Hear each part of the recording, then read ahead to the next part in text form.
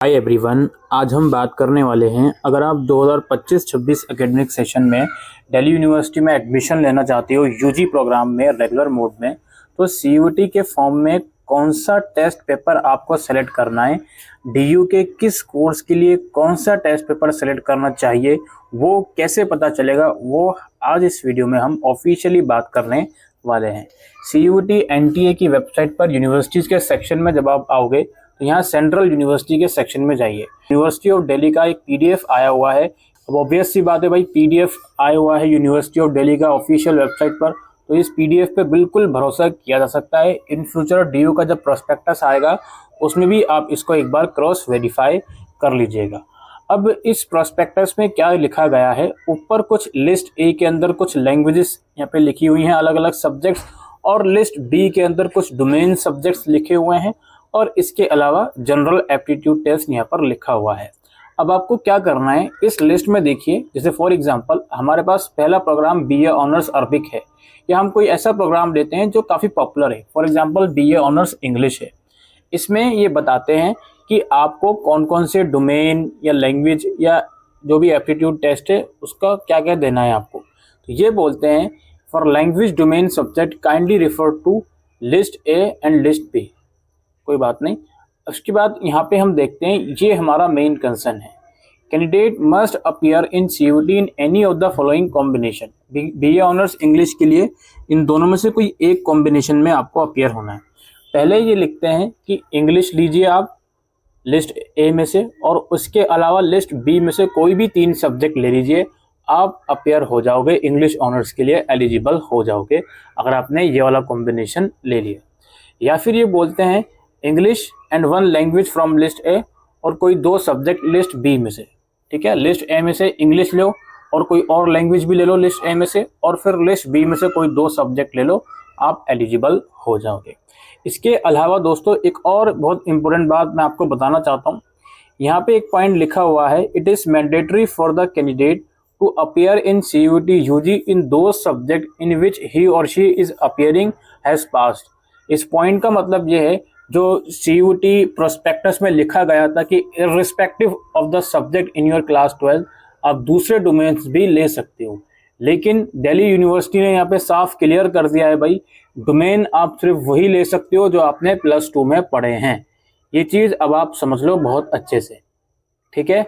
आप वो डोमेन नहीं चूज कर सकते जो आपने +2 में नहीं पढ़े हैं। अगर किसी प्रोग्राम की एलिजिबिलिटी है जिसमें कोई रिक्वायर्ड सब्जेक्ट वो लोग मांग रहे हैं, अब आपने वो सब्जेक्ट अगर पढ़े ही नहीं है तो आप उस प्रोग्राम के लिए ही एलिजिबल नहीं हो। इसका सिंपल सा मतलब ये है। इसमें बहुत से बच्चे मैथमेटिक्स का इशू लेकर आएंगे, इकोनॉमिक्स ऑनर्स के लिए एलिजिबल है, हमने मैथ्स नहीं पढ़ा, या तो लिखा हुआ था सीयूटी प्रोस्पेक्टस में कि आप उन सब्जेक्ट का भी एग्जाम दे सकते हो जो आपने स्कूल में नहीं पढ़ा। लेकिन डीयू क्या बोल रहा है, डीयू तो यही बोल रहा है कि वो सब्जेक्ट आपने पढ़ा होना चाहिए। तो हम डीयू की गाइडलाइंस को फॉलो करेंगे।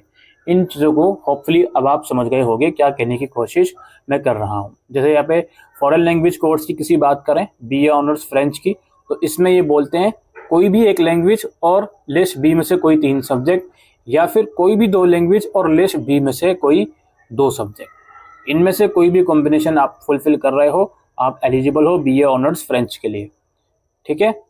अब इसी तरीके से और भी यहाँ पे लैंग्वेजेस हैं। हिंदी ऑनर्स की जब तक बात है, हिंदी होना ज़रूरी है, और उसके साथ साथ कोई 3 सब्जेक्ट, या हिंदी के साथ कोई और लैंग्वेज भी ले लो और उसके साथ कोई 2 सब्जेक्ट लिस्ट बी में से।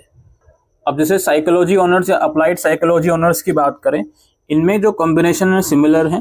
पहले ये बोलते हैं कि कोई एक लैंग्वेज और लिस्ट बी में से कोई 3 सब्जेक्ट, या फिर कोई 2 लैंग्वेज और लिस्ट बी में से कोई 2 सब्जेक्ट, और जो भी सब्जेक्ट आप लोगे अगेन +2 में पढ़ा होना चाहिए। फिर इकोनॉमिक्स ऑनर्स, इसको समझ लीजिए। इकोनॉमिक्स ऑनर्स में ये बोलते हैं कि कोई भी एक लैंग्वेज लिस्ट ए में से, उसके साथ साथ मैथमेटिक या अप्लाइड मैथमेटिक, और उसके साथ साथ कोई 2 सब्जेक्ट लिस्ट बी में से। ये कॉम्बिनेशन है इकोनॉमिक्स ऑनर्स का, यानी कि मैथ्स मैंडेटरी है +2 लेवल पर। और दूसरा सब्जेक्ट है यहाँ पे ज्योग्राफी ऑनर्स हो गया, इसमें एक लैंग्वेज 3 डोमेन या 2 लैंग्वेज 2 डोमेन।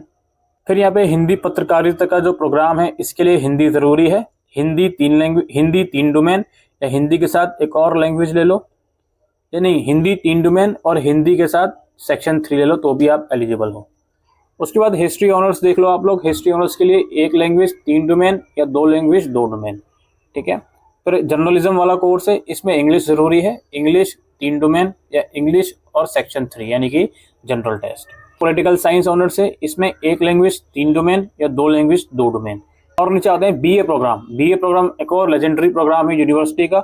इसमें तो 3 कॉम्बिनेशन की चॉइस है।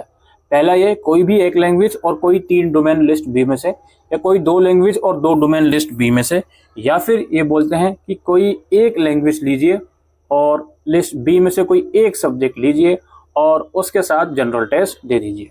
बीए प्रोग्राम में अगर आप mathematics, statistics, computer application, computer science as a discipline subject पढ़ना चाहते हो तो ये ज़रूरी है +2 में मैथ्स आपके पास सब्जेक्ट होना चाहिए। मैथ्स सब्जेक्ट होना चाहिए, ये ज़रूरी है। मैथ्स को आप एज अ टेस्ट पेपर भी अपेयर हो गए वो ज़रूरी नहीं है, यहाँ पे साफ साफ क्लियर कट बात है। ठीक है, इकोनॉमिक्स ऑनर्स के लिए क्या था भाई, और +2 में मैथ्स होनी भी चाहिए और CUT का पेपर भी आप मैथ्स का दोगे वो उसमें ज़रूरी था। BSc ऑनर्स की बात करते हैं। एंथ्रोपोलॉजी है, एंथ्रोपोलॉजी में PCB चाहिए आपको। ठीक है, PCB का कॉम्बिनेशन चाहिए और merit will be based on CUT score obtain from the above mention combination. और इसके अलावा BSc ऑनर बायोलॉजिकल साइंस है, इसके लिए PCB अगेन चाहिए। फिर और प्रोग्राम्स लिखे हुए हैं यहाँ पे। BSc ऑनर बायोमेडिकल साइंस, इसके लिए केमिस्ट्री, फिजिक्स, बायोलॉजी चाहिए। और BA ऑनर्स बायोकेमिस्ट्री, इसके लिए केमिस्ट्री, बायोलॉजी या बायोलॉजिकल स्टडीज़ ये चाहिए आप लोगों को। बायोटेक्नोलॉजी या फिजिक्स चाहिए। और केमिस्ट्री, बायोलॉजी प्लस मैथमेटिक्स अगर आप है तो भी इसमें चल जाएगा। साइंस वाले में चलिए 3 पेपर ही चाहिए होते हैं। BSc ऑनर्स बोटनी है, फिजिक्स, केमिस्ट्री, बायोलॉजी का कॉम्बिनेशन चाहिए।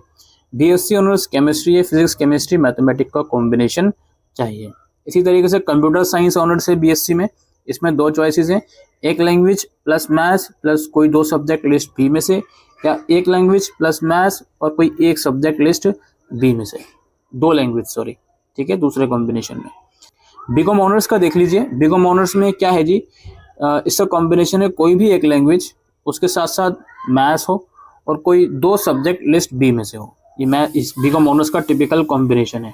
ठीक है, बीकॉम प्रोग्राम का देखते हैं। इसके बाद हम नीचे बीकॉम प्रोग्राम का, बीकॉम प्रोग्राम का ये बोलते हैं 1 लैंग्वेज हो और उसके साथ कोई भी 3 सब्जेक्ट लिस्ट बी में से, या फिर ये बोलते हैं 1 लैंग्वेज हो लिस्ट ए में से और कोई 1 सब्जेक्ट हो लिस्ट बी में से और जनरल टेस्ट हो, तो भी बीकॉम प्रोग्राम में आप एडमिशन ले सकते हो।